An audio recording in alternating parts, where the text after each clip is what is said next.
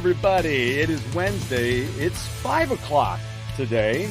We're trying something a little new today. I had to adjust our time frame, and I was thinking about adjusting the time frame before this. So let's see how we like this, shall we?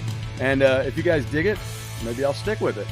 As you can see on the screen today, we're getting a grip with Chain is our band today. And we've got Mikey Ravone here with us today. Let me tell you a little bit about this first. Sometimes the best things in life take the longest to come to fruition after working together for a few years in an old school punk project. Guitarist Mikey Ravone, bassist Nicky Perrell, and drummer Phil Hernandez went back to their original love, performing original music.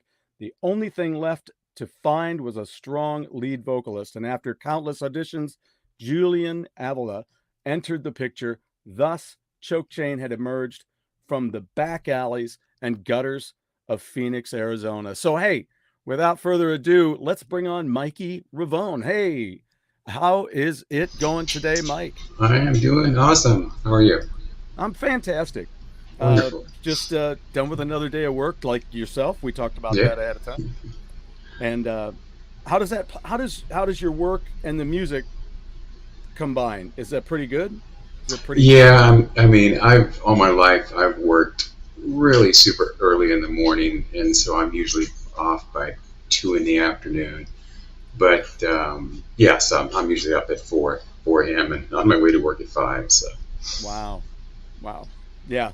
And then here in St. Louis, I've had friends who I know tons of musicians here in town.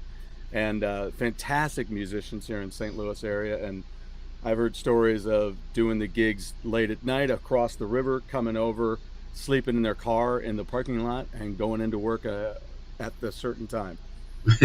Yeah, luckily I work a Monday through Friday, so don't typically have that. Sweet. Most gigs are on the weekends. So. That's awesome. I did play one on a weeknight a couple of times, and I was like, I can do this, just now and again. Yeah. So what I like to do, I was telling you, I like to start with a lightning round, and I got one ready for us today. What was your first concert to attend? Kiss, November 10th, 1979. Oh, wow. Yeah, for the Dynasty. Dynasty, thank you. Yeah. I know, it took me a second too. I'm just like, wait a minute. I was made for loving you. I know, I forgot the tour name. So now, were you a huge Kiss fan starting with the first live album before that, or what? Before. It's just the first time I heard Rock and Roll All Night on the radio. Wow. I didn't know what Kiss was. I didn't know what they looked like. I didn't know nothing. I just heard this badass song on the radio. And then probably a few months later, I saw a picture of them. And I was a kid. I was probably 8. And once I saw a picture, I'm like, that's what I want to do. And then, so did you start playing guitar after that time frame? No, but it was just something I just knew I was going to do. I mean, people would, ask me. I was a little kid. People would ask me, what do you want to be when you grow up? A lot of people say, policeman, fireman. I was like, I want to be Paul Stanley when I grow up. Plain and simple. Yeah, and then after I said that a few times, my mom was like, son, you can't be Paul Stanley when you grow up. I'm like, okay, I'll do what he does then. That's awesome. That's fantastic. So, what was the first in this band, Choke Chain? What was your first support gig, and who did you support? Well-known support? Yes. That would be Faster Pussycat. Nice. Yeah. All right. Really cool dudes. And yeah, they're guitar players from here. Sam Bam Colton is from St. Louis. Oh, no, actually I didn't know that. Yeah.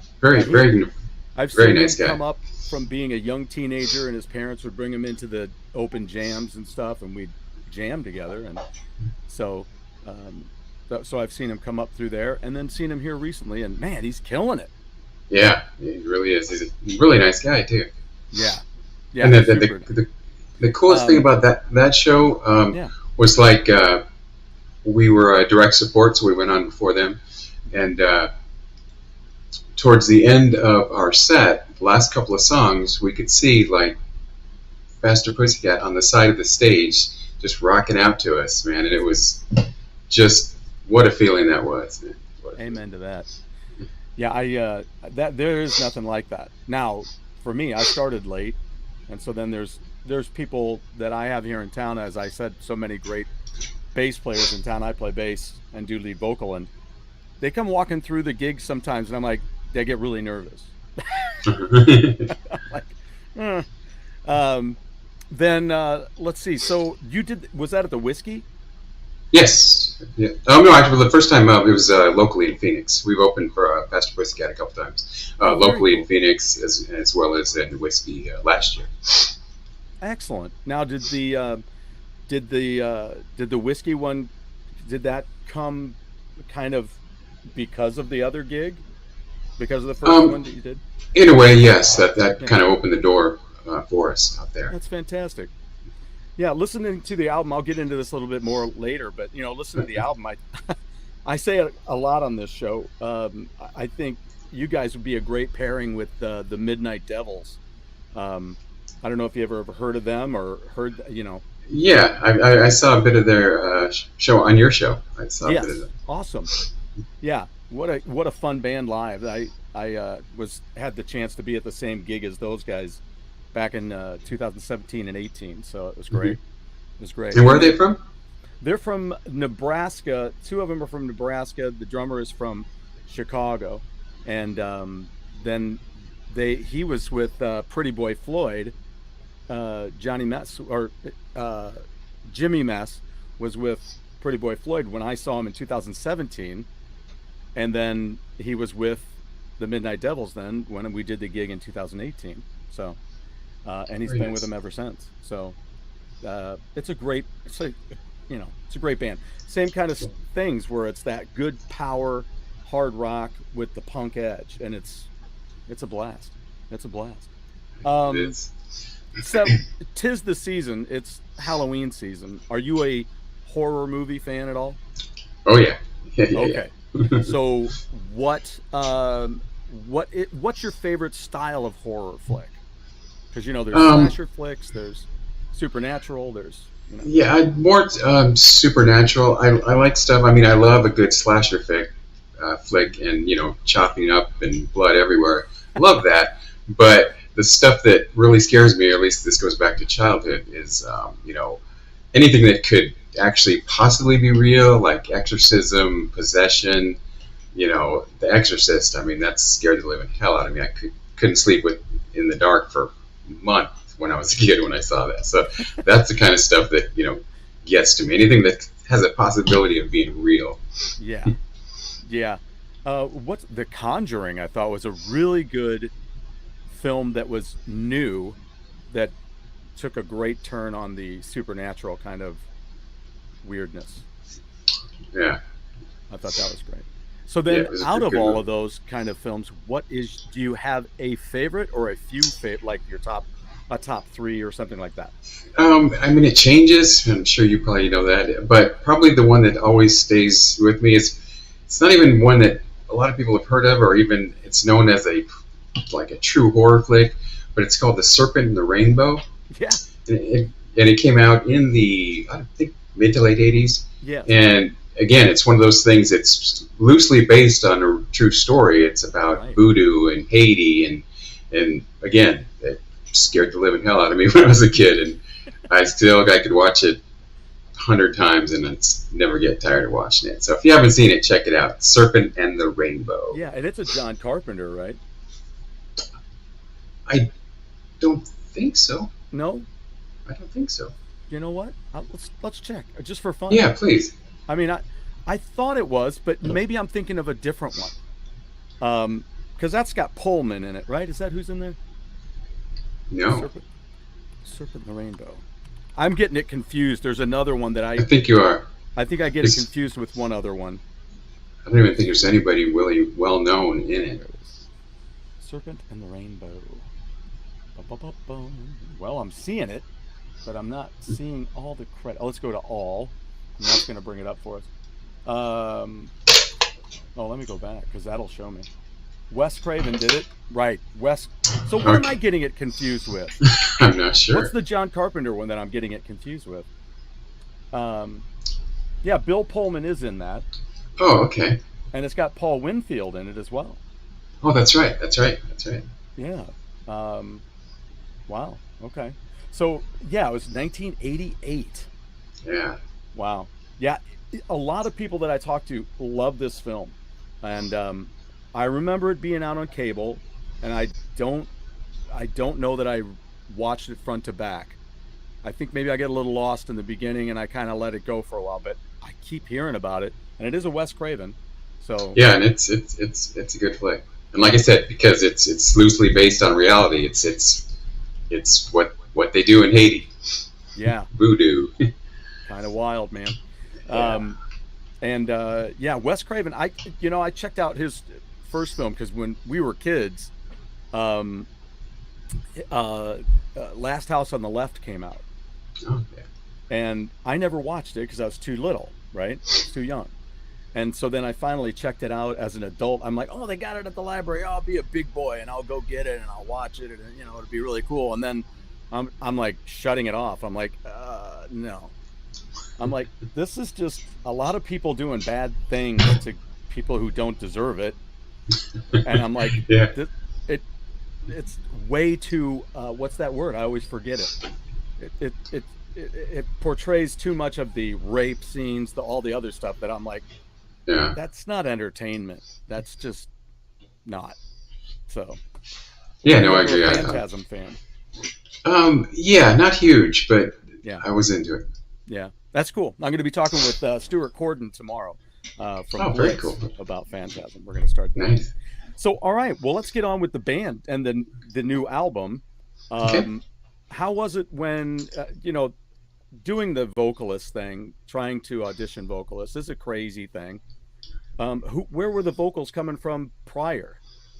Well, when we were doing a little 3-piece punk kind of thing. Yeah. We each did the vocals. So, cool. yeah, and none of us are really vocalists, but that was the deal. That was the deal we made. And it's like, if you wanted to do a song in the band, if I wanted to do a certain song, I had to sing it. Okay. And that's why I was like, it was tough because I'm like, I really wanted to do some Plasmatics and some Wendy O, but I'm like, I can't do Wendy O. So that never happened. She's a tough one to go, well, I'll do it my way. Oh, well.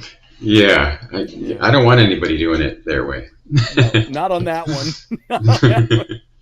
But I mean, it was. Go ahead. Again, that band was just fun stuff. We just did like some classic punk tunes, and then plus whatever we wanted to do. We would do some Kiss, some old Kiss from stuff like Dress to Kill and stuff from that album. Just stuff we wanted to do. Good high energy stuff like that. Yeah. Yeah, that's cool. What are some of the other? What would be a couple of the punk bands that you guys were covering that most everybody would know? Probably the Ramones, probably the biggest one. Okay. Did a lot of Ramones, did a lot of Misfits. So. Yeah. A band that I'd kind of gotten into late because I didn't really dive too heavily into punk, although there's a lot of it I enjoy. And if you're ever out here in the St. Louis area, there's a friend of mine who used to work for Ampeg and Crate. We both worked for them, but he worked there much longer than I ever did, and he was the artist relations guy. He opened up a bar. He said, I always had a dream of having a pinball bar, and with everything in the jukebox is punk. So cool, very cool. I was like, oh, that's awesome. So I've been down there a few times. It's a great place. It sounds like fun. Yeah, it's a blast. I love pinball too. So then let me know. You had 2 EPs that folks Yeah, they listen were throughout? really just earlier versions of the album is really all it was. It That's wasn't kind of like what I thought. separate music. Yeah. Okay, cool.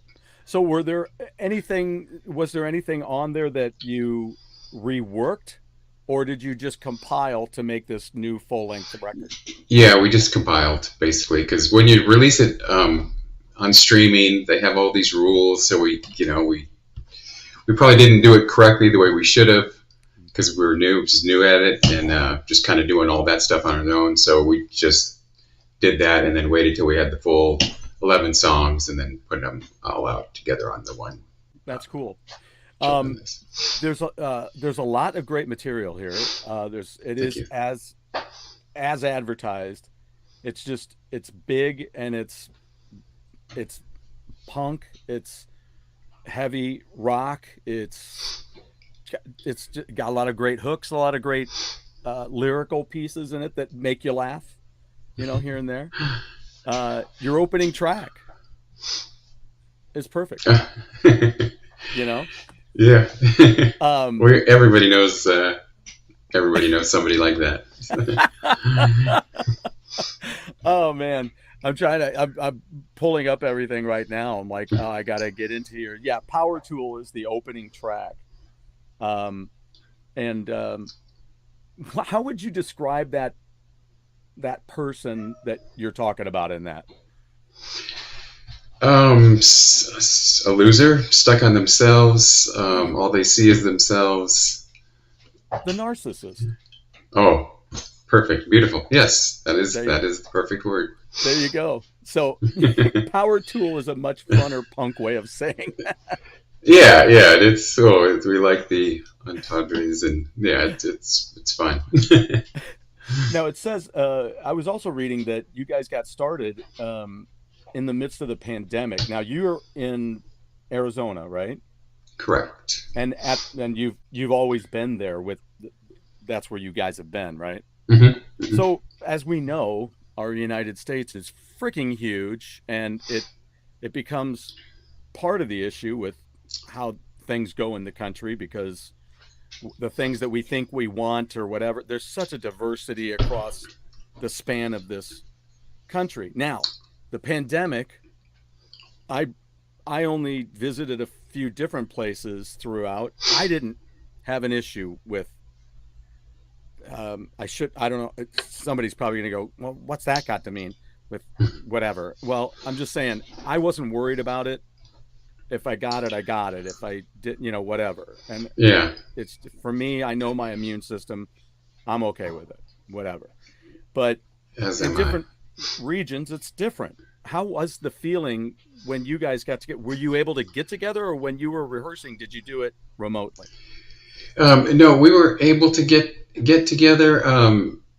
It was, I mean, yeah, there was all the rules that everybody else had, but most people with a good head on their shoulders were smart enough to know, you don't need to walk a certain direction down an aisle of Walmart Right. and all that crap. So yes, we had to do all the things, but like we would typically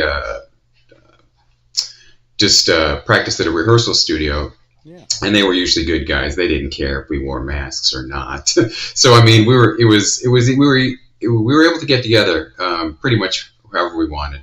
So it wasn't nearly as bad as a lot of places. Yeah. When you But guys got together, then, did you find that you had a lot of the same influences, or is it a cool meshing of different influences that you each have? um, all similar. I Okay. mean, not precise, but definitely similar. All 70s and 80s bands. Hmm. Yeah. Is there like with my band, I'm such a music head that I'll Hmm. bring songs to my band that I'm just like, hey man, I really want to do this song because they let me kind of steer the wheel. But I'm always like, if you guys have an idea, let me know, and then we'll go Hmm. with something else. If it fits, we'll do it. But I had bands like, well, the Angels slash Angel City. Um, I wanted to do that. British Lions is another one. from back in '78. I talk about these bands a lot, and then there's other bands that I'm Horselips. I still want to bring in Horselips out of Dublin, Ireland. So, Wow, yeah, I had that one of their albums. did you have the band who built America? Yes, that was the only one I had, and I only bought it through like Columbia House because I I liked the name of the band. I'm like, I don't know anything about these guys, but I'm getting it. Do you know anything about them now? No, no. Okay, Not a thing. so that was the only album that I ever had, and I've said it on this show a million times that you ever have one of those bands that people ask you, who do you like? And you're like, I really like Horselips. And you're like, but I only have one of their records, but I really like that record. And I did the same thing. I heard Loneliness on the radio and fell in love with it. And we visited my brother. We went to a mall at college. We went to a mall and I bought it and fell in love with the record. But yeah, it's an interesting album. It's great.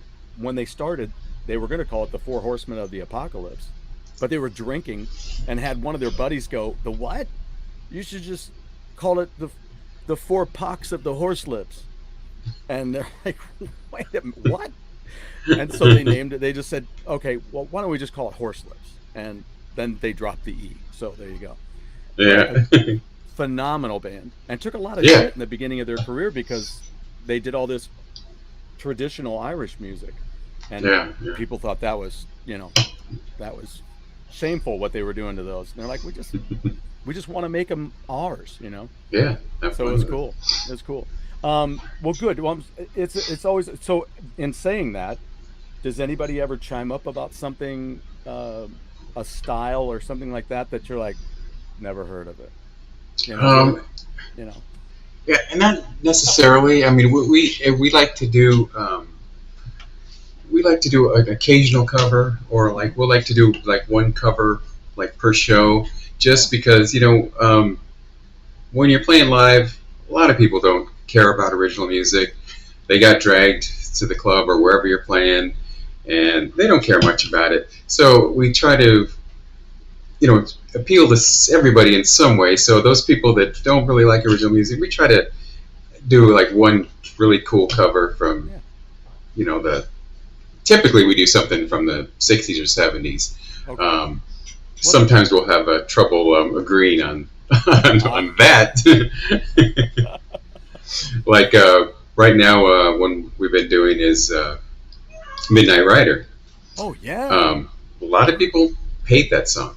A lot of people love it. Yeah, a lot of people absolutely love it. And we, a few months back, we brought it to the band, me and Nikki, our bass player, and Julian, our singer. He was like, "God, I hate that song. I don't want to do it."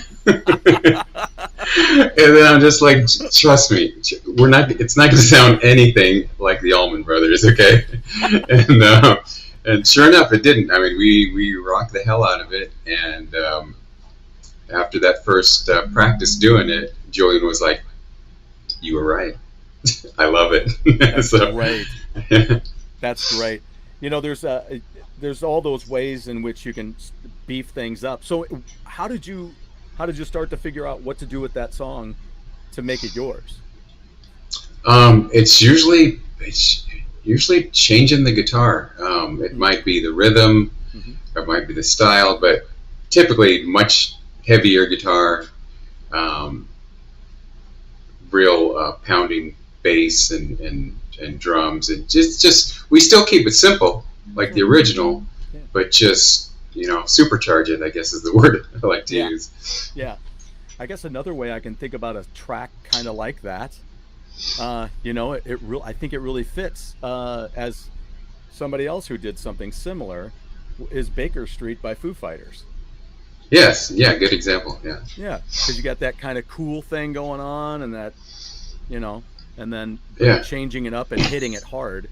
Yeah, and everybody knows it, and that's the thing, because we'll start Midnight Rider, and people don't necessarily know it right away, but after the vocals come in, people are like, "Hey, I know this song," and then they're like, "Wow."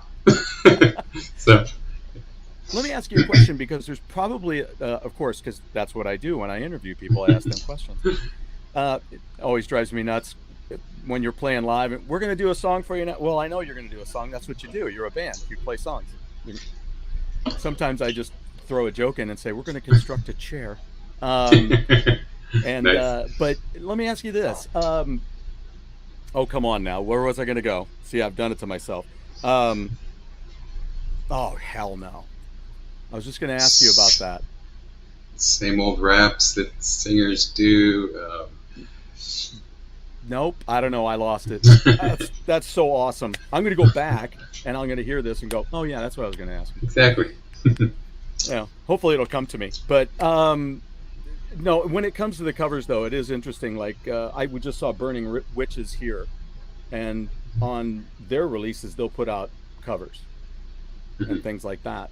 And also, one of the other things that I just saw recently was somebody had done an R&B version of Judas Priest.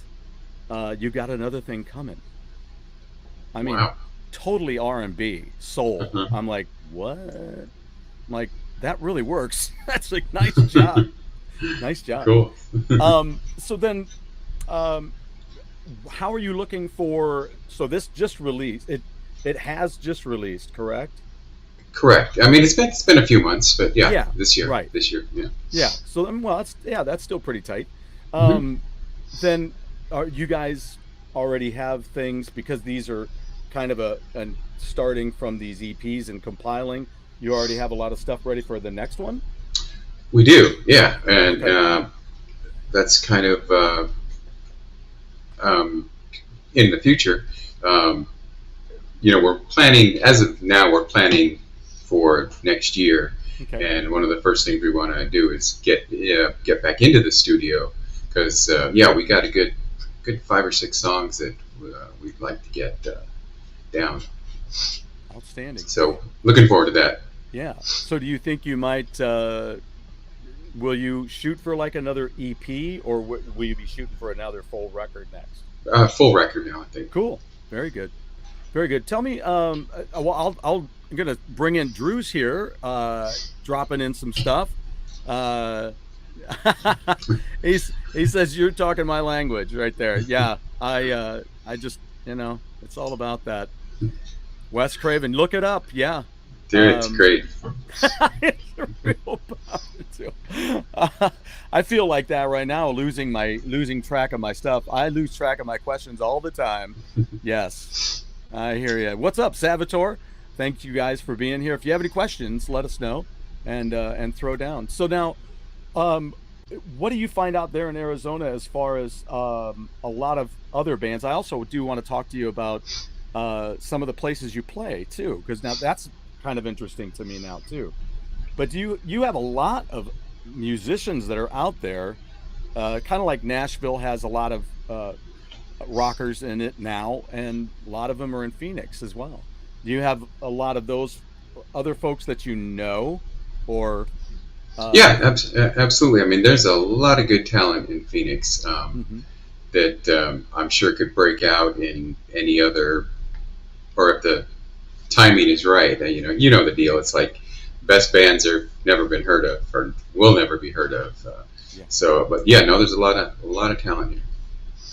Now, are you born and raised there in Arizona? I actually am, which is pretty rare. Most people in Arizona have come from somewhere else, and Right. that kind of baffles me, because I always wonder why anybody would move to an insanely hot place. Seriously, it was 105 last week. It's just finally below 100. Oh my God. And I'm like, you want to move here? Why? Yeah. Let's sit. Maybe I should sit down and talk with you real quick. Yeah.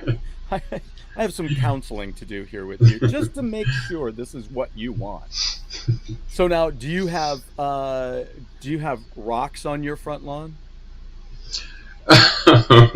Yeah, most when I was growing up, it was a rock yard was strange and very rare. Everybody had grass, but then as I've gotten older, No, everything's been replaced with rocks.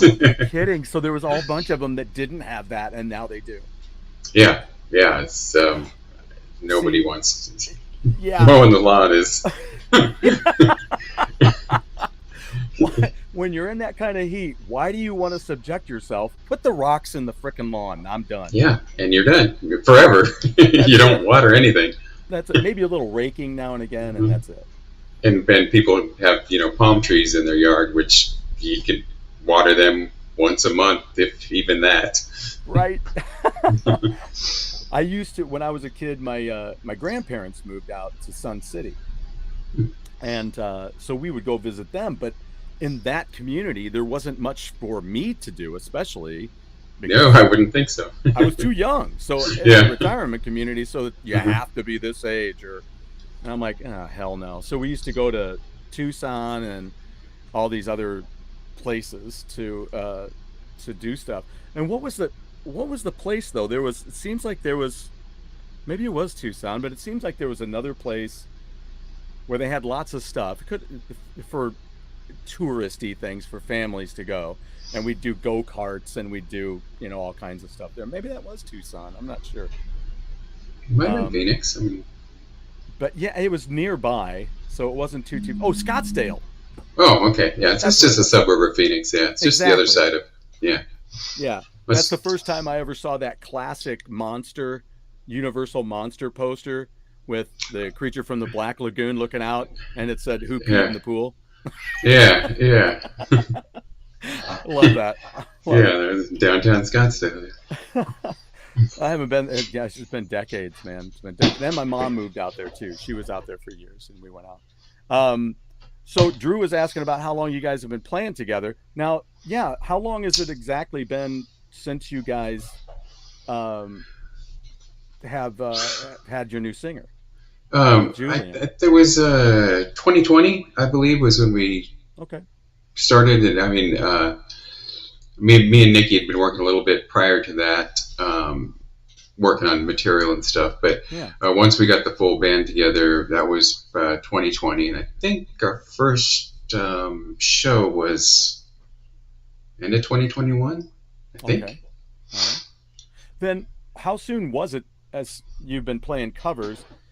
Was it an immediate thing when you guys got the band together and started doing covers together that you were like, well, eventually we want to start writing, or I have these songs written and we'll start working them in? No, actually, it was the two bands weren't ever meant to, or I mean, yeah, to be one and the same or evolve one into the other. Yeah.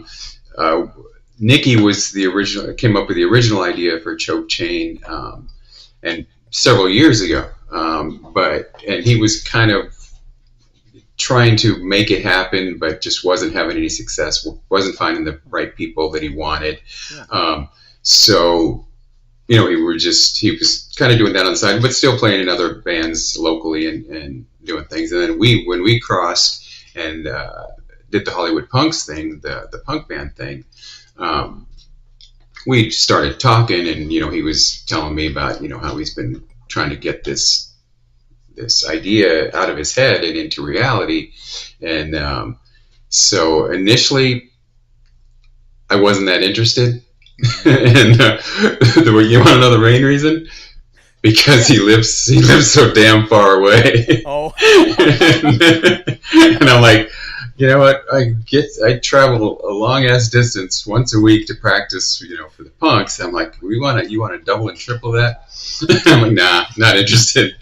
And then, as a little bit of time went on, and we really started meshing and having really good ideas and really working well together. It started that I changed my mind, fairly quickly too. So.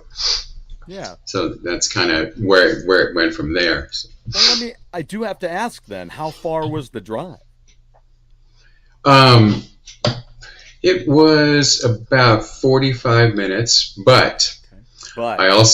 But I also drive for an hour and a half to and from work every day, and then so you want to add another hour and a half, right. 2 or 3 more times a week to that. That's daunting. It's Yeah, I mean, like, if I'm 20, sure, I'd do that. I'd do it in a heartbeat. but even then, being younger, you don't always have the money. Yeah, exactly. So for another reason, you're like, oh hell no. Gas prices? Are you kidding me? Yeah, yeah, and that was a huge thing too. It's like, wow, I'm spending $400 a month in gas. Yes. I did that for a short bit. There was a band doing 80s hard rock metal. And it was about, this was maybe 2 hours away. And my daughter was going to school there. So I thought, oh, well, I'll see her when I go to rehearse. Well, then she and I'd go and get a meal. So with the meals and the gas and the whatever, I'm like, I can't afford to do this. This is ridiculous. I don't, it was great. And these guys were really good musicians. I was blessed to be there and doing it, but I was like, I just can't. It's too much. Yeah. It's too much. And I also ask you that too, because I did have a drummer in the band prior to the one I'm in now that was like, yeah, I can do that. I live here. And I'm like, okay, I'll look it up, because I got the message and I'm long distance. I'm away on vacation. And I'm like, where is that? And I'm like, that's an hour and 10 minutes. I message, I'm like, are you sure you want to do that? Yeah. I'm like, dude, I'm not going to, we don't try to rehearse all the time, but still. And he's like, oh yeah, man, my wife's a nurse. And I'm like, okay, as long as you're cool with that. Yeah. And that's one of the things we do as well now that we're in the age of technology. We don't practice that much either. Right. And me and Nikki, we basically write all the songs, music and lyrics. And a typical writing session is he'll come up with a lick or something, record it, send it to me over email. And I'll do the same. Or write some lyrics, we'll send them across, and we write entire songs without even being in the same room with each other. And wow. Next thing you know, we got a finished song, and then we just bring it to the band with next time we practice. So awesome. Technologies can be really advantageous sometimes. Yes, not always, but sometimes. Not always, but it does make it quick and easy for you to record a live ending to a song and go, okay, here it is. So just, that's how it's going to end, and it's going to go right into this other song. No, exactly. It does make it easy just to record that and go, that's it. Just practice that. Yeah. Yeah. Now, yeah, I have to ask this question too. Now I'm going to put up a picture of the band here. Okay. Nikki is tall. Yes. Now, so is Julian as well? Correct. Okay. Because I'm like, well, how tall is he? I think he's like 6'2". 6'2"? Okay, yeah. Because he's like, it looks like Ricky Medlock's height right there. It's like, geez. Yeah, and if I'm wrong, he'll probably say, no, Ravone, I'm fucking 6'4", damn it. So I could be way off. Okay, well, while you're at it, what's your weight? And let's do blood type. Yeah, so I know this information next time somebody asks me. You never know. At a gig, somebody could get hurt and they need the blood. You just never know. You never know. It could happen. Or a kidney. You need to know. It's good to know. So we do have a couple other here. Here's some more. Let's see what we got here. Drew says he visited Phoenix, Arizona. It was 90 degrees in the dark. He is correct. It'll in the middle of summer, the low temperature will be like 90. Wow. Just the rocks in the front yard, or for a yard, that my grandparents had that. Front yard, backyard. That's it. The whole thing. They lived right off of a golfing range too. Do you golf? No. Okay. Zero interest. Sports? Do you like any other sports? Or? Oh, I love me some NFL football. Oh, who's your team? I got to root for the home team as much as people laugh at me. I don't care. Cardinals fan. Well, I'm sorry about that, because didn't my Packers just beat them? Beat the hell out of us, yeah. Yeah. Yeah. So moving on, Well, I mean, we gave you the team anyway. We were like, here, St. Louis. I guess we're done with that. Oh, that's right. We did take them from you. So. We just there you go. There's our simple little friendly revenge, I guess. My friend in Phoenix and Scottsdale had rocks and cactus in the front of their house. So many cactus. Yes. Yeah. Yeah, and there's a thing called jumping cactus. I don't know if you're familiar with it, I but am. yeah, if you get within a couple inches of them, they will jump onto you. Wow, that's science right there. And by the way, Drew loves the name. Choke Chain's a great name. How'd you come up with that? Thank you, Drew. Well, it's kind of an interesting story. This was obviously early in the band. We were just beginning to write some songs, and we had been writing a song. It wasn't complete. It was just a half-assed song, and the lyrics, we weren't even sure it was going to be called Choke Chain, but we were having some ideas. But at the same time, we were trying to come up with a name, and this was going on for like a month or so, trying to come up with a name. We'd written down 50 different names, and nothing worked. They were all sounded like these bands where you can't read their name of the band, just all that kind of stuff. Just nothing was clicking. And then one day we had practice, and we were going to practice, and I had my significant ex with me in the car, and she says, we were trying to come up with names, and she's heard this song, a new song we were working on, and she said, well, why don't you just call the band Choke Chain? And I looked at her, and then this orgasmic look came over my face, and I was, which is not a good look on a guy. So it's just, I think everybody knows that. But no, but it is great on a woman. It's exactly. So yeah, my jaw dropped, and I'm like, that's it. This is it. And then as soon as I got to practice, I'm like, Nikki, listen to Choke Chain. And yeah, then it just came from there, and it was just instant. Everybody loved it, and it was done. The song, at that point, if you have a song named after your band, or it better be an epic song. Yeah. But it wasn't that good. So we threw it out. Done. Yeah, exactly. No, we just threw it out. We're like, no. If we ever have a song named Choke Chain, it has to be the greatest songs in our catalog. Right. But again, it wasn't that great, so we tossed it. Don't you hate that? You're just like, oh, wait, now, huh? No, that sucks. Damn it. Yeah. I thought we had it. I thought it was all going to come together.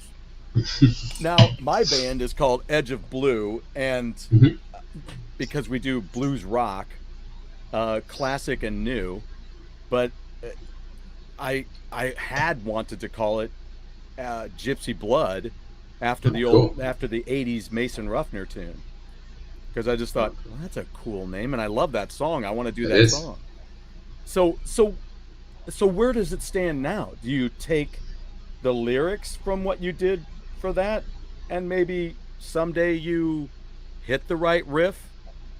Maybe we might do something. Maybe take the music, completely throw away the lyrics, rewrite the lyrics. At this point, we just toss it aside and pretty much haven't looked back on it since. I need to have you send me that song. Okay, I'll I'll try just to give find you it. my 2 cents worth. And because this was early in our writing. We feel we write much better than we did before. Yeah. A lot of times, me and Nikki would write separately. Yeah. And then the other one would maybe modify or change a little bit. But sure. More recently, and most of the songs on the album, we've written them together, Cool. very cohesively, where he would write a majority of the lyrics, I would add to it, subtract it, write the music, or vice versa. I'd write the lyrics, bring them to him, and we go. It's much more of we both were more involved than we were in some of those early songs. So, and again, that was one of the super early ones. So again, we kind of just tossed it aside. Awesome. Because I found when I played that gig I was telling you about in 2017, and I had a good buddy of mine that was there, and we were sitting there watching a great band that's out of the Northern Illinois region called the Rumors, and we were watching them, and they had a killer set, and I just looked at him and I said, "Do you think we could come back here next year with our own band, and with 35 minutes of originals, we could play a cover and I can talk for 5 minutes?" And he's like, "Hell yeah." He goes, "I got a bunch of stuff written at home." And so we just got together and I picked out a bunch of his songs. I'm like, those will all work really well. And then I even wrote lyrics for one of the songs that he had old lyrics for it, but it just wasn't right. I didn't feel they were too whiny. And the song, because the song was beautiful, it was in that same kind of vein as that Santana stuff that he did when he came back and had the big hit with Rob Thomas and all that stuff. So it was in that vein, was gorgeous. And but man, that was fun. Just like you were saying, having a good working situation like that. That is a blast doing it. Yeah, it's much easier for the whole band to come together when everybody's kind of more on the same page when everybody's involved. Right. Also, I may have remembered what I was going to ask you. When you do the vocals, when you come up with your melodies and things like that for the vocal melodies, how do you go about that? Do you just kind of have the song, and then do you just hand it over, or do you just see how you want to sing it, or how does that come about? We give Julian a lot of ability to do it the way he wants it. We kind of tell him, okay, this is what we see in our head. Okay. You take that and kind of run with it. Yeah. Do it exactly like we say, or add yourself in. But as far as like the background vocals are very, very big in this band. Yes. We think it's one of the things that separates us from most other bands, because a lot of bands today, it's like very, very little background vocals. It's all just lead singer, and we've noticed that early as well. We would play, out, and again, when you're all original music and nobody knows you, they come up to you afterwards, just saying this song, but giving us compliments about this song and that song, and the ones that everybody seemed to love the most were the ones that had heavy background vocals, and we take that to heart. And absolutely, yeah. So a lot of stuff, almost anything we write now, we're very conscious of what the background vocals are going to be. Mm-hmm. So we do a lot of answering to the lead singer kind of stuff, and a lot of stuff that's works with crowd participation and that kind of stuff. So we're really big on that. So, do you guys have a solid base of fans that there are gigs that you play where they know the words pretty well, that you could almost let them sing it? A few songs, yes. And not that you want to do that too much, but I mean, yeah, but I mean that's a huge thing as for me as a writer as well. It's another reason I'm a huge Ramones fan, is because the Ramones song, they don't have hardly, they have hundreds of songs, and most of them are less than 2.5 minutes. Yes. But by the end of a single song, by the end of that 2.5 minutes, that song is stuck in your brain, and you're still singing it 3 hours later. And that's kind of the way we like to write as well. We want to get something, some line or something in a song that sticks. Yeah. And we're big on that. I think we're good at that.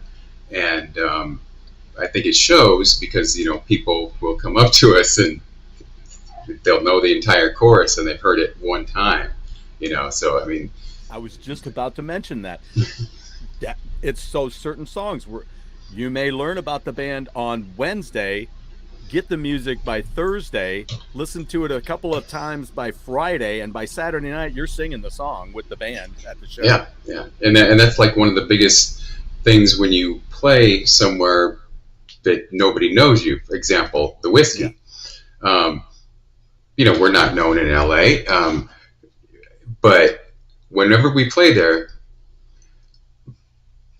people at the beginning of the show are just kind of standing there, enjoying it. But by the third or fourth song, everybody is just banging their heads, singing along, and just really getting into it. And, that's a great feeling when you can make that happen. Because, you see a lot of bands where through the entire show, if they're completely unknown and nobody in the audience knows them, that, the audience is just there, just kind of staring. And it sucks, but that's reality. So, when we can get people by the time you start to by the time you end to just totally into it, it's a huge accomplishment. Absolutely. And, I think that, they say that's, Missouri's the show me state, but I mean, let's face it, this whole country is like that. That's the way the USA is. It's like, approve it. Yeah, exactly. Times have changed. All right, you're up there. You got the guitars. You got all the stuff. You're doing all the things, and but I need you to prove that you can hook me at some point. Yeah. And that's what they're looking for. Whereas sometimes over in Japan, let's say, they're kind of cool. You're here. Let's do this. Yeah. And then there's other countries or other places, regions where people just sit there and listen, although that's their way of saying, yeah, you got it. Right, yeah. We may not make any noise, but that's the way it is, So when you do play out there at the Whiskey, when's the first time you played at the Whiskey? That was like a year ago. Okay, cool. And then we've been back 3 times now. So wow. Because I mean, when you think about it, that's the place where people could go, and some of them would pay to play, but that was where a lot of the dreams came true. A lot of dreams were broken there and crushed. But and anybody played there when they were starting out. I mean, everybody from Alice Cooper to the Doors to you name it. They've been there, and they still play there. I mean, Motley Crue played there. The place holds 400 people. Motley Crue played there last week. Wow! Just to go back to where they started. Man. Yeah, so it's pretty neat place. Yeah, it really is. It's just history. Yeah, rock and roll history. I'll see a gig out there. Maybe what I'll do is after I retire, I'll hook up with you guys when you got a gig out there, and I'll go help you load in. That's my plan to be have the rock and roll life now. So you can play with us. Sure, bring the band. Yeah, what the hell? Yeah. Let's see then. Tell me a little bit about like the album. Let me see what we've got going on. Yeah, we're doing good on time. I'm kind of want to talk about the album a little bit too, because I always love bringing people into the songs a little bit, but not too much. I don't expect you to tell me every story about every song. There's a couple of things that on your website, so you guys can go to chokechainaz for Arizona.com and check out their stuff. They got music, the gallery of photos, they got a bio, their upcoming shows, past shows are listed on there. They got info about booking them as well. So be sure and check that out. But you also, on there you talk about a couple of the songs. What You Want talks about how a lack of communication can break down the best of relationships, and She Cries Alone. But what I like to talk about sometimes, Mike, is about how maybe a little something that you think about the recording or the writing of the song. So we already talked a little bit about Power Tool, but and this is all leading to the last song. The last song is unique, I'm gonna say. Okay. It's your Sabbath moment. Yeah, I got a lot to say about it too. Good. Awesome. So just a couple of little words about each of the songs as we go through. I think a lot of times it helps. And if you got a little personal something you want to throw down on it, that's fine too. Okay. But I've learned over the years that it really helps to know a little bit about the songs, really draws me into the rest of the album, especially if it's something new. How about Beg and Plead follows Power Tool? Yeah, that is um, basically another relationship story. Most of the stuff we write is either based on personal experiences.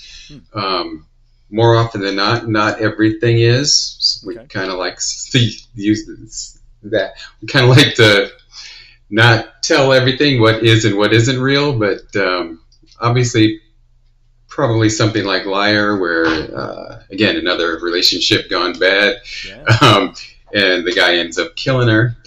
That one probably isn't reality. Even though we know. Yeah, maybe it is, maybe it isn't. I'm not saying in my life it's real, but just but no, I read about that somewhere. Yeah.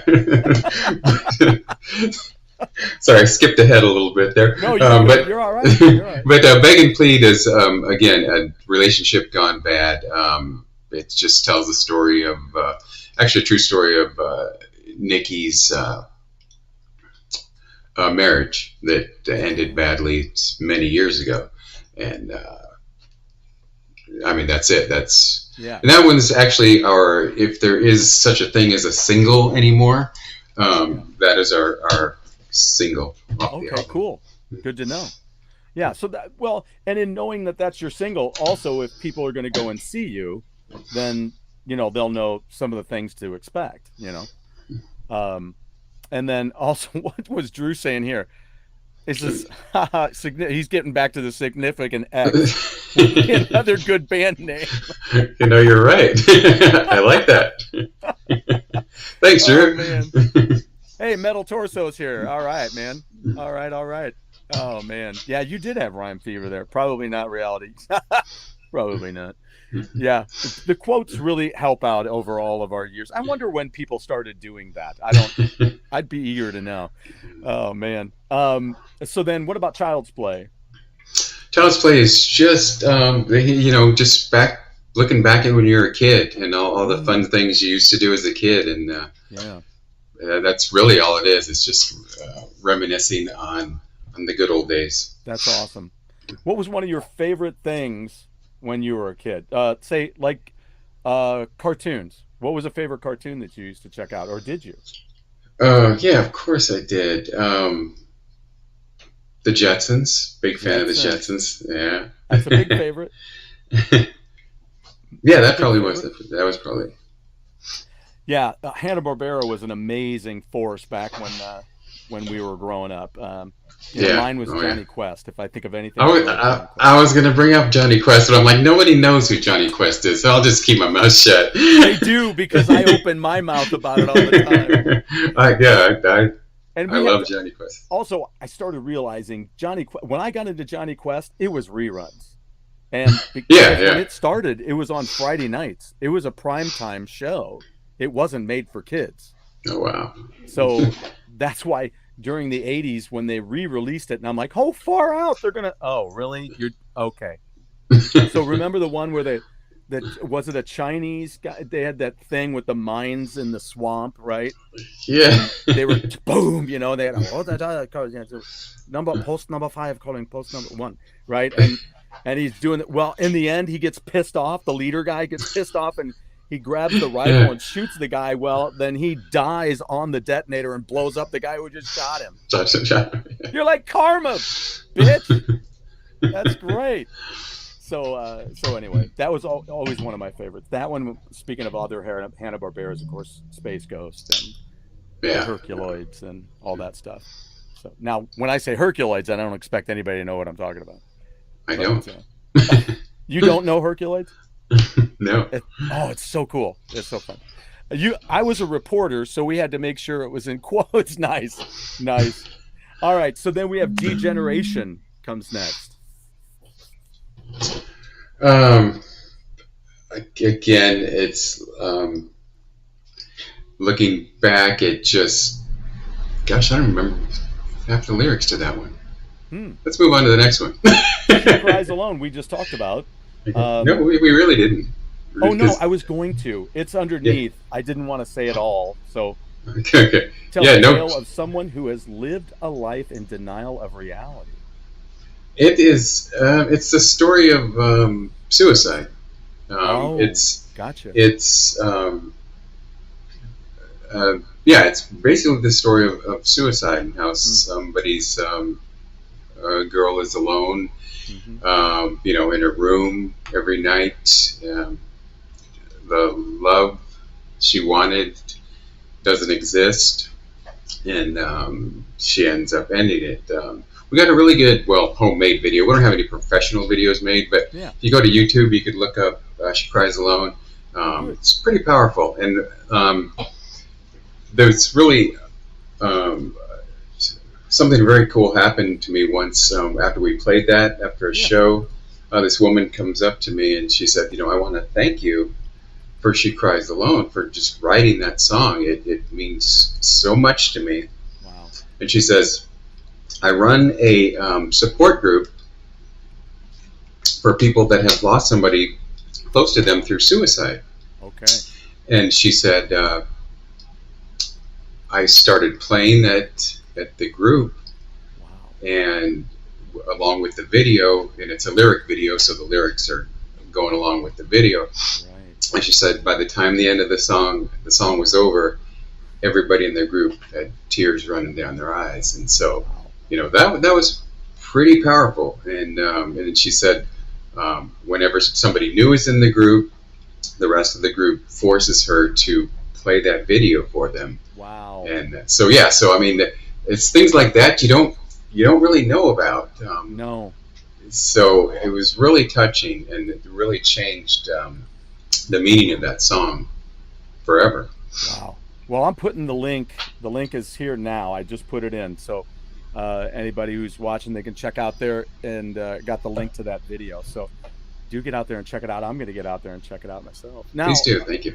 I do also want to ask you, I see the artwork. Who does this artwork that you guys have on these things? Do you remember that significant X I was talking about?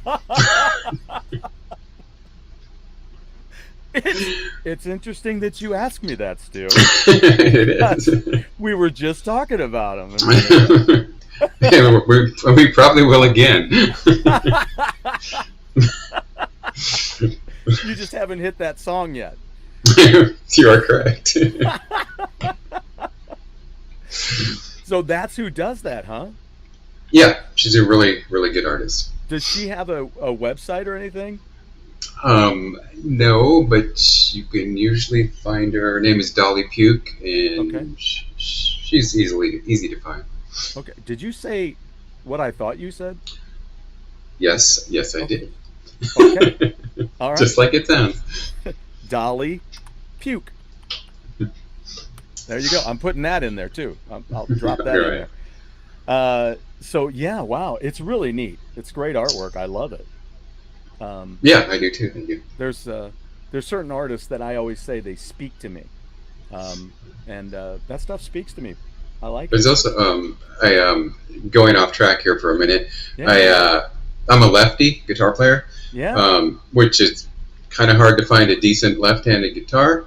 Yeah. Either you could find a crappy $200 Chinese guitar, or you could find a really, really, really, really, really expensive good guitar. So many years ago, I did screw this. I'm gonna just start building my own guitars. Okay, I'm no luthier. I don't pretend to be, but what I do is I take a cheap ass guitar kit from China.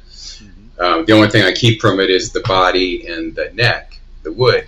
Throw everything else away because it's garbage. And then I build my own guitars. So I've been doing that for about 10, 15 years. And most of them are pretty unique because she's also has done the artwork on my guitars. Wow. If I can reach one. Yeah, go for it. I got one right behind me. Yeah, take your One time. second. Take your time. let's see, what do we have here too? Um, I lost a very good. Oh yeah, yeah, yeah, yeah. Hendrix was a lefty. Yeah, Hendrix was a lefty, and so is my former bandmate. I got a former bandmate. I have a former bandmate that's a left-handed guitar player and plays Uh-huh. the upside down, the Oh, the Jimi Hendrix style. Hendrix way. Yeah. And yeah, okay, so this is like one of them that I built. Oh, sweet! Look at that, How can I get it here? Oh, here we are. dude. I love There. it. And oops. Wow. Yeah, I love it as well, and it gets me a lot of attention. Oh yeah, So yeah, yeah. Because that's like the beautiful Star Trek woman. yeah, yeah. And here's another one that's just in Oh anime. wow. There you go. If you know anything about Dragon anime, Ball Z. you got it. Yeah, man. Yeah, I have a piece of artwork here. I'll show it to you and everybody else. This is a piece that I'm getting ready to do on a guitar that a friend of mine who passed away. I did not know it until just recently. He was in Asheville, North Carolina, is where he lived, and I got a hold of his wife. I didn't. I thought I was going to get a hold of him, but his wife got a hold of me and let me know that he had passed in 21. But he Very painted nice. this for me. So That see, is awesome. Space Ghost, Johnny Quest, Yeah. Spider-Man, Wolverine. There you go, Frankenstein Jr. But I'm going to repaint the front of this. He also did this for me. I told him about this design and he did it for me. But what I'm going to do is take that off of there, and this is one of my favorite things that I'm drawing now. Oh, very cool. So, Did a you lot put of that times on I there? go by Base Dog, so it's so that's one of the things I'm going to do on there. So, but yeah, that's cool, man. Wow. Wonder what she charges to do that. So, all right. Well, let's get on to the next one here. What do we got? Okay. Ain't Yo Business. I like that one. This one is. I have a lot of fun with it. I like the whole album, but this one, it's classic. Yeah, thank you. And that is definitely one that we end every show with that. That's a crowd participation song. Yeah. But it's one of those songs where you break in the middle and just have the drums going and the audience is screaming out "Ain't your business." So, yeah, and again, it's another relationship problem. Yeah, more relationship stuff. So Yeah. It talks about all those things that I think is pretty relevant today, where you're like, even people who are making a big deal about whatever. mhm. I'm like, I don't care. I don't care. Quit trying to make it my business. I don't want shouldn't care about if I'm not hurting anybody, you shouldn't be caring about what I'm doing, making judgment on what I'm doing. Exactly. I'm just living a life and I'm not hurting anybody, and just, Yeah, you but do your thing, I'll do mine. there you go. And, get out of mine, get out of my business. We just talked about Liar, Yeah. and then Round and Round. Again, another relationship gone bad. I don't know if you know a band called Shoes. Do you know those guys? I'm sorry, what was the name? Band called Shoes. No, I don't. Okay, check them out. Especially check out Present Tense. Okay. Like, were you ever into like power pop stuff, like The Knack or that Yeah, kind for of sure.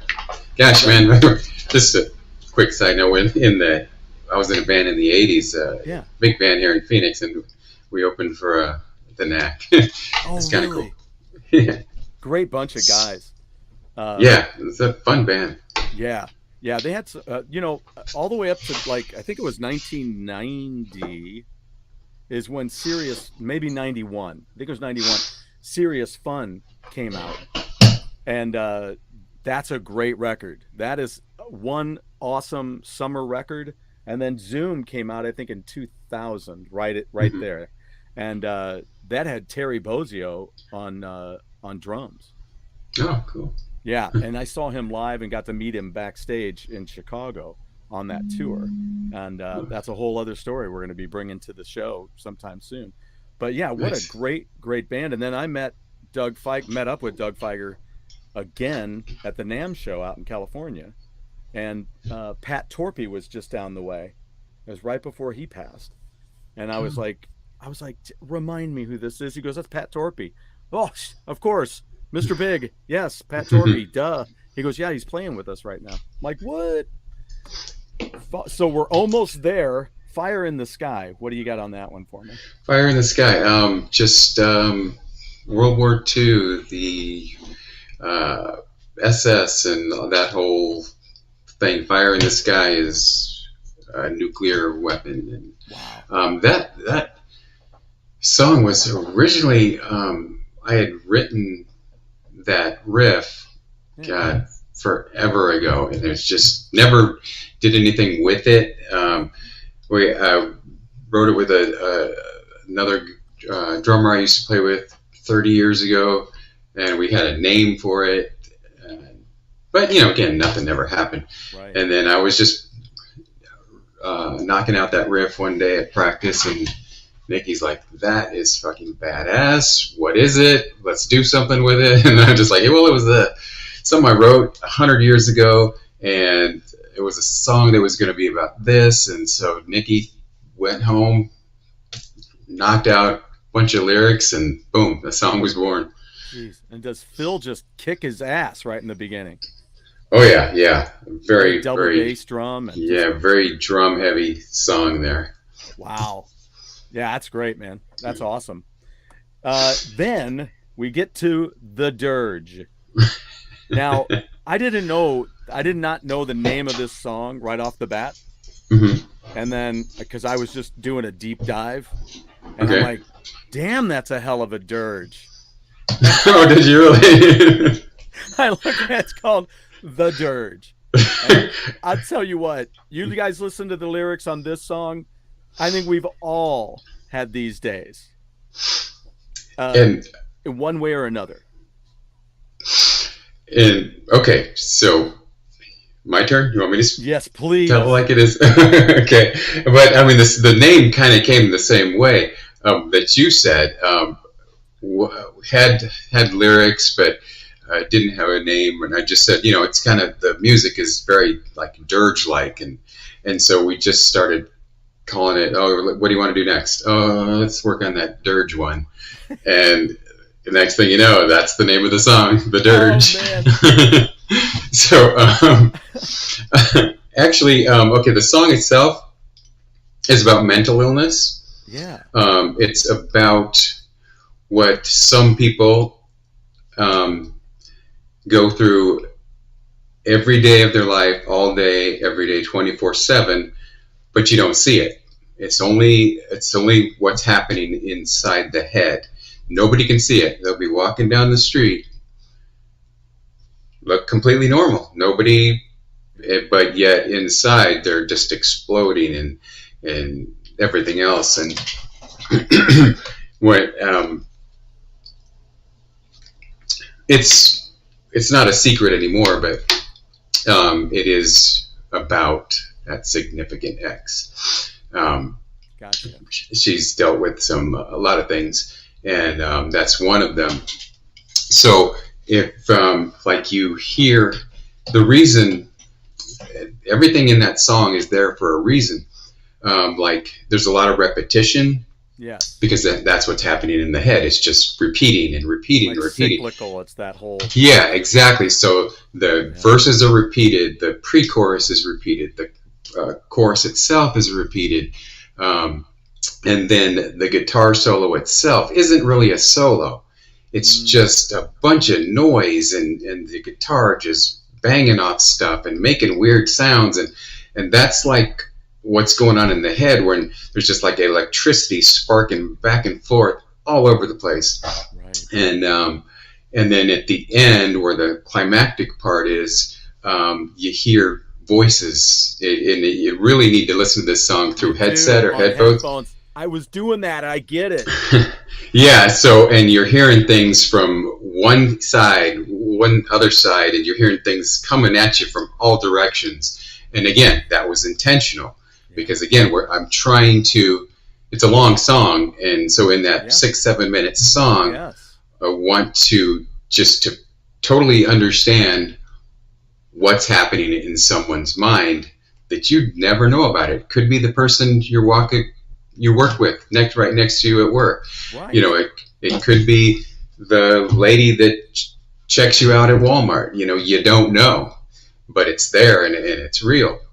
And one more thing, that one as well, I made a video for that as well. Again, just something I threw together, and really, it's brutal. I counted one time. There is 107 heads blowing up in that video, blowing up, just stolen from all these movies, horror flicks. It is just 7 minutes of heads blowing up. But there's also I'm sorry? And one boob? Yes, there's one boob. If you blink, you might miss it. God damn it, I blinked. But I remember reading that earlier. I'm like, wait, that's where I read that. That's where I read that. All right, guys, I'm putting that link in too, so you can check it out. Please do, because it's fun. It might gross you out. It even has an actual real lobotomy. So if you've got a weak stomach, you might not want to see that part. Oh man. So not like Hannibal Lecter. This is like a medical deal. Yep, a real thing. But the Hannibal Lecter thing was worse. Yeah. Line this up and you can eat it. Yeah. And it's yours. It's tough for me to watch even. Sometimes I'll just fast forward during that part. It's your Wes Craven moment. Yeah. You got to have one. Oh man. Yes, me and Jeff, we both love the Knack. My buddy that I do Go Game Go, we're going to do that at 7:00 tonight. He and I are big Knack fans. Is there a band that you've got a good friend that you connect with that band? I think I remembered my other question. The other one was, yes, that was pertinent, but I remembered my other question. Go ahead. Actually one, but he recently died. But yeah, that band was the Bay City Rollers. Oh, dude. They are a band that was, if you were around in 75, 76, 77, they were huge, constantly everywhere on the radio. But now, there's no history on them. It's like they never existed. You don't hear about them anywhere in history. They're never talked about. They're never brought up. But they were great pop, fun songs. I still want to do their music in Choke Chain. You remember Saturday Night, SATURDAY night? Yeah, I mean, just great stuff. And I really only had one friend that agreed with me and connected with me. Like, yeah, it doesn't make any sense. How are they not in the history books? How are they not? They had their own TV show on Friday nights. They had a Saturday morning TV show. It was crazy. Yeah. And they were fun. They were just a fun group. And Scottish, right? Yeah, you got it with the tartan and the outfits. Right. Yeah. And there was even a guy in the band named Stuart who spelled it the same as me. Yep, Stuart Wood. I'm like, wow, Woody. Hey, nice. Very good. Yeah, for me and Jeff, it's the Knack, and they're very much the same. Yeah. You know? No, I agree. Yeah. It's a band that at one point everybody knew them and then just wanted nothing to do with them. Yeah, it was like they didn't exist. Great music. I mean, I challenge anybody who digs, that kind of power pop is what I call it, exactly to listen to them. And especially those, their first record and then and then Serious Fun, and then Zoom. Check those out. Those are all three great records, and they're from three totally different points in their career. Right. Uh, Yeah. really, really good stuff. Oh, the Scanners is a good one. That is good. Yep, there's some Scanners in there. Um, and then what was it? In Wayne's World, they Right. Middle talked Thursday. about Scanners. Yeah. Remember in that movie when the guy? That's right. Yeah. Yes, put that Bay City Roller stuff on your playlist. Remember the Knack too, because that's some good stuff. Those two together would be cool. There's also Yeah. another band that I'll tell you about too, Mikey. If you're into that stuff, is Bad Boy. If you've never heard them, Bad Boy. I haven't. Gotta yeah. write it down. Yeah, they had a few albums. I have a couple of them on vinyl. I was very fortunate to have bumped into them because of a gentleman who had a shop in my hometown area. And he told me about it. I said, well, I'll tell you what. He goes, do you want to hear it? I said, sure, throw it on. And if I like it, I'll just buy it. And because it was inexpensive enough. So, yeah, it was good. I dug it. Cool. Dug it. I'll check Bad them out. Boy. Definitely. What was this? I got to listen to. I got a lot. Yes, you do have a lot to listen to. Usually that happens. It happens here. So what's up? What's up next for you guys? You do have a couple of gigs coming up. Yeah. Again, at the whiskey, we don't have a whole lot much more going on this year, gig wise, but we're doing a lot of planning. We got a handful of things that we got to hold off on announcing, but we'll be announcing them shortly because especially in the music business, nothing is for real or for certain until you sign on the dotted line. Right. So we got a handful of things coming up. We're getting back into the studio in the early part of next year. We're looking forward to that, which we already talked about. Got some really cool new songs coming up. So yeah, we got a lot coming up over the next several months. Well, and you worked with Michael Beck from Sound Vision, right? Yes. And he's done some work. I was looking at some of the folks he'd worked with, and I was kind of like, "Whoa!" What was the one that I really thought? Well, he worked with Chimera, and Chimera is one of those bands that I tell people about who go, "There's not. Where are all the bands like?" There's no great bands doing stuff like Def Leppard or that kind of stuff. And I'm like, well, you know what? That's a different Chimera. I saw the way it was spelled. That's a different Chimera. But, so I wonder what this one is like. The Chimera I'm thinking about now that I think about this is spelled with a K. But Chimera is one of those bands. Also, Grand Design is another one of those bands that if they like arena rock, you need to check that band out. But yeah, worked with lots of folks. So how did that come about that you guys found him to do this? I had probably about 10 or more years ago. I was in a Alice Cooper tribute band, and for some reason we just needed a reason to go into the studio and record an old, little-known Alice Cooper song, really just for the fun of it, and so we found Michael that way, and first time I had worked with him, and I was just amazed at his professionalism, what he brought to the table.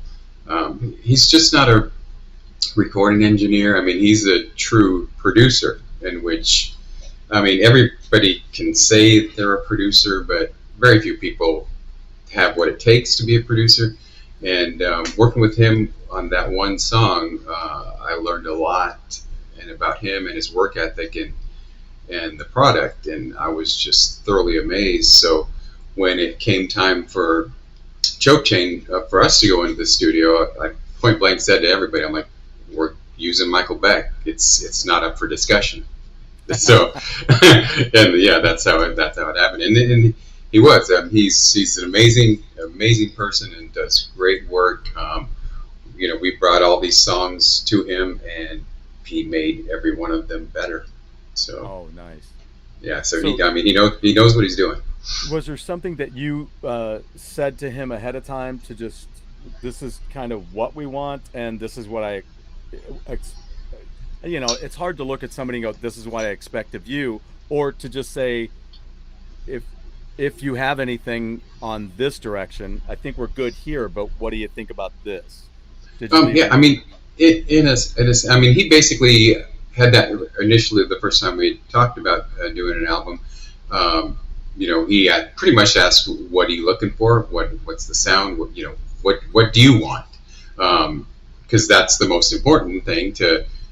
We got to be happy, and he's got to be happy. If we're not happy with him, and then yeah, he will cater to you, but he will tell you when you're wrong. And he'll tell you when something is stupid, doesn't sound good, and he'll tell you to move this, put it over here, or just get rid of it. Or he'll make our vocals go a completely different direction than what we came in with. And like I said, it's every one of his ideas was better than ours. Wow. And in the same sense of that is if I had an idea. Or he said, he's telling our singer to do it this way, and I'll be in the sound room with him, going, Michael, I think it might be better if you do it this way, and so he'll try it my way, he'll try it his way, and then if he's wrong, and if my way was better, he'll straight up say, Mikey, you were right, good job, So yeah, I mean, he was easy to work with, I guess is what I'm trying to say. Because there's a fine line between sucking up and just going, hey, yeah, this is a great team. Yeah, I get it. Yeah, exactly. Because we both want a great product. Yes. If it's not good, he looks bad. Right. And if it's not good for us, then we look bad. We both look bad. So yeah, exactly. we work really well together, and looking forward to working with him again too. I was going to say, you're going to stick with him for the next set too?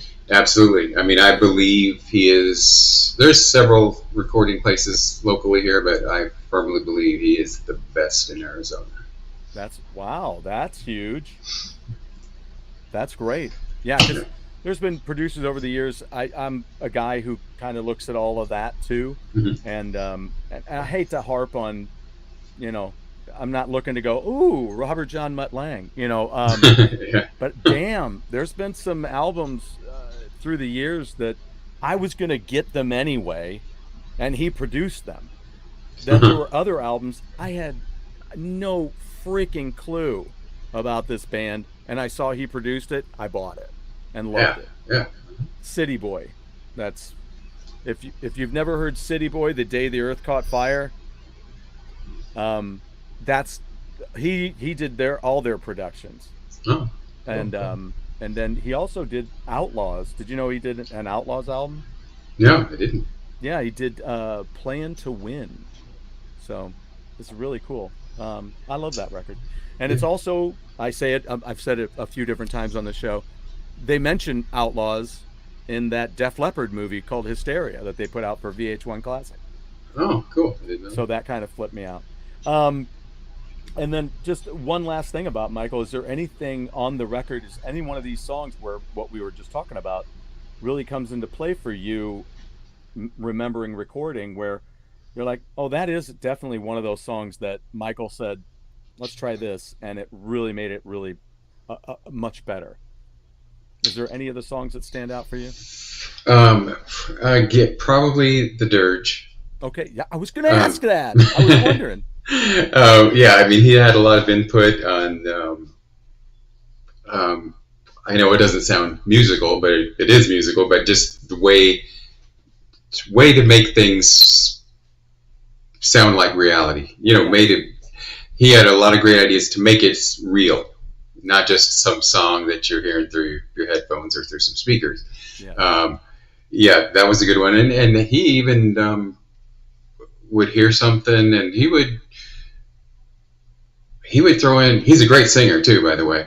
I heard, right? Yeah, he was in Red Dragon Cartel with Jake Lee, and for a while. So that was a while ago. But yeah, he's a great singer, and he's even just popped in and did some backup vocals on a couple of our songs. It's just like that it needed something right here, so he just jump up and do it, and that's really awesome. That's the kind of guy he is. So. Wow, outstanding. There. See, look at this. See, Drew, I listened to The Day the Earth Caught Fire almost weekly since I recommended that album. Wow, Drew, that's awesome. It That's is one pretty of those impressive. records. It's a great record, and it's just one of the. I call them a great record. I just had this discussion. I'll ask you because we were just talking about. And did you hear about Jakey Lee yesterday? I sure did. Yeah, yeah. I, Crazy, huh? yeah, I did a quick late night report on that last night after my wife mentioned it.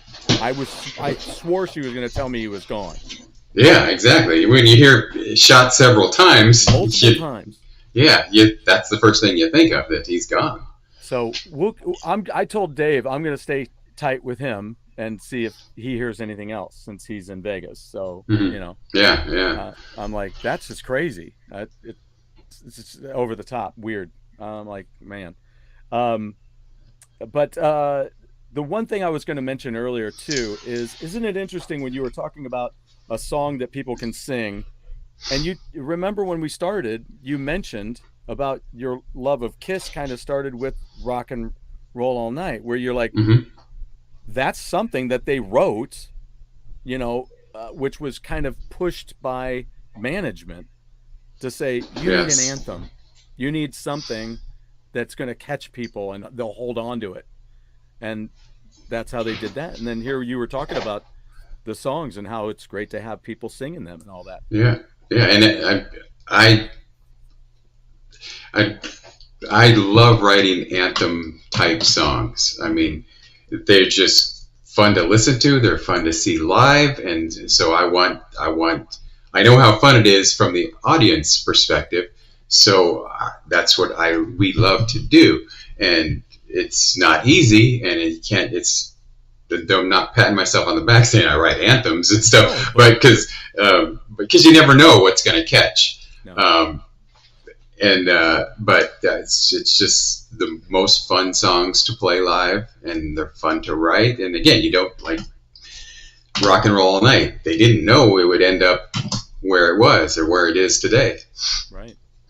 Yeah. It's love it or hate it. I wanted to hate it at the time, but I've grown to have an appreciation for I was made for loving you. But Yeah, yeah, I love it's it too now. it's still not an appreciation like, gee, I'm so glad you did that. It's more like, yeah, okay, I can bear it now because I have a better appreciation for the music now, because now that I'm a bass player, and I'm like, boy, the bass players had a lot of fun in those days, Yeah. you know.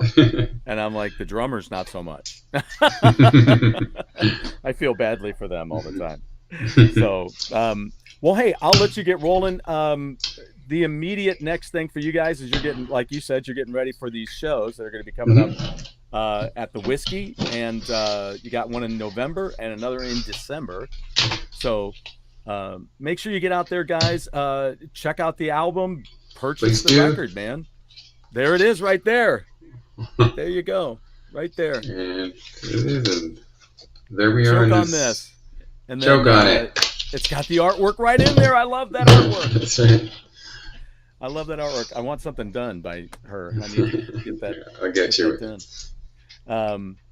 Even though I can draw myself, but like I say, when people's artwork speaks to me, I love it. Cool, So, cool. all right. Well, all the best to you guys, man. Thank Again, you. I really enjoyed this record. I'm going to be listening to it some more. I hope everybody Thank out you. there is going to be checking it out. And you have a great rest of the week, I guess. I mean, it's Wednesday, right? So, Yeah, it's getting there. so enjoy your rest of your work week. I'm going to be off, but I still got plenty to do. All right, Stu, man. Really appreciate you having me on, man. Had a good time. Thank you, Mikey. I really appreciate it. You And bet. if you can hang on just for a second, I'll talk to you right before I go. I'll put this on. You guys take it easy. I'll be back with Go Game Go at 7 o'clock tonight. And then tomorrow I'll be hanging out with Stuart Corden from the UK. We'll be doing our first of the Phantasm. And then next week we have Prophets of Addiction. So be ready for that. I'll put this back up. I'll see you backstage here in just a second. And I will get this a rolling, and we will see you guys soon. Take it easy.